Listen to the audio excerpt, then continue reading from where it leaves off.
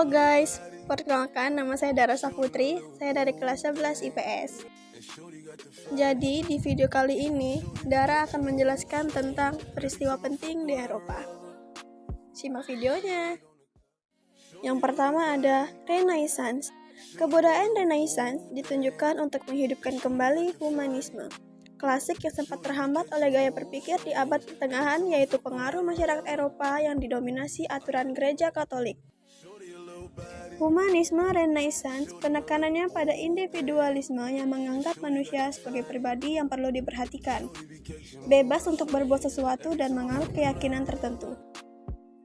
Renaissance atau abad pembaharuan, abad 14-17, merupakan zaman peralihan dari abad pertengahan ke zaman modern.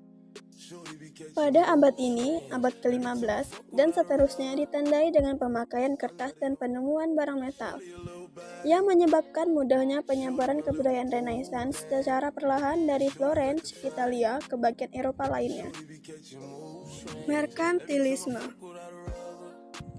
Dengan semangat Renaissance ini, masyarakat Eropa menjadi berkembang dalam ilmu pengetahuan dan perdagangan yang melahirkan paham merkantilisme pada abad 16-18. Paham merkantilisme mengatakan kesejahteraan suatu negara itu ditentukan dengan banyaknya aset atau modal yang dimiliki dan juga besarnya volume perdagangan global suatu negara.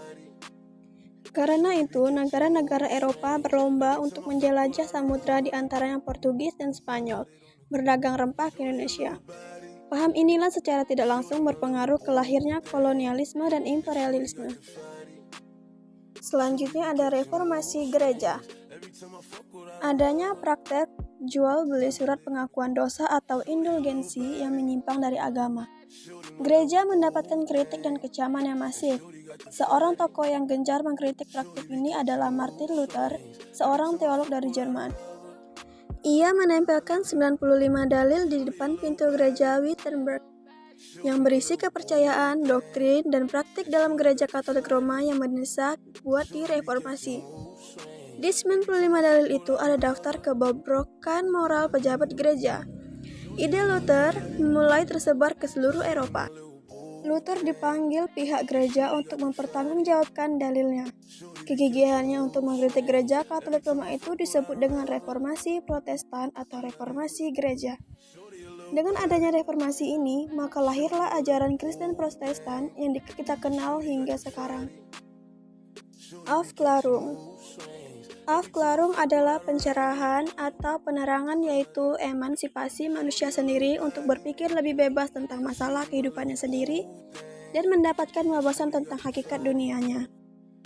Aufklärung mewujudkan cita-cita Renaissance dan dipercepat perkembangannya oleh empirisme dan skeptisisme modern serta oleh penemuan-penemuan ilmiah abad ke-17. Aufklärung berhubungan dengan situasi budaya di abad ke-18, terutama di Jerman, Prancis, Inggris, dan Amerika. Revolusi industri. Revolusi industri terjadi antara tahun 1750 sampai 1850, di mana terjadinya perubahan secara besar-besaran di bidang pertanian, manufaktur, pertambangan, transportasi, dan teknologi, serta memiliki dampak yang mendalam terhadap kondisi sosial, ekonomi, dan budaya di dunia.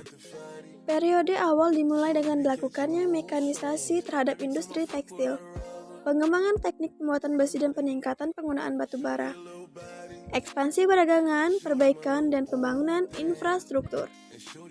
Oke guys, cukup sekian dari saya. Jika ada salah-salah kata, saya mohon maaf. Terima kasih.